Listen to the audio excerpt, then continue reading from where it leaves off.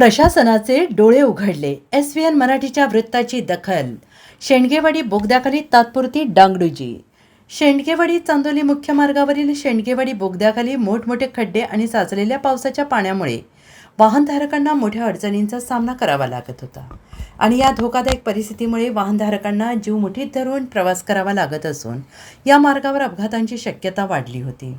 आणि या गंभीर समस्येबाबत SVN मराठी या वृत्तवाहिनीने परिस्थितीचा आढावा घेऊन या संदर्भात वृत्त प्रसारित केले आणि या वृत्ताची अखेर प्रशासनाने दखल घेतली. संबंधित विभागाकडून बोगद्याखालील खड्ड्यांवर तात्पुरती मलमपट्टी आणि डागडुजी करण्यात आली. त्यामुळे वाहनधारकांना काहीसा दिलासा मिळाला असला तरीही केवळ तात्पुरती उपाययोजना असल्याची प्रतिक्रिया स्थानिक नागरिकांनी व्यक्त केली. पावसाळ्यात या ठिकाणी वारंवार पाणी साचत असल्याने रस्त्याची कायमस्वरूपी दुरुस्ती, योग्य जलनिस्तारण व्यवस्था आणि दर्जेदार काम करण्याची मागणी नागरिक आणि वाहनधारकांकडून होते आहे.